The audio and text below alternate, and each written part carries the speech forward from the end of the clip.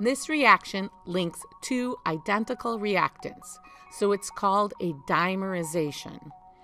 The first step of this Aldol reaction is formation of the enolate ion by removal of the alpha-proton with a hydroxide, resulting in a resonance-stabilized ion.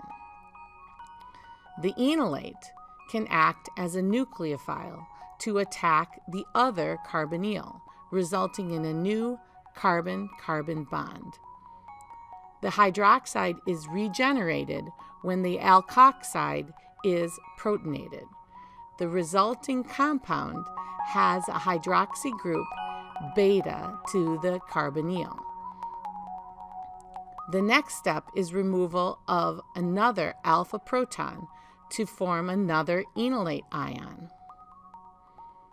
The final step happens when a conjugated product forms with the dehydration of the beta-hydroxy aldehyde.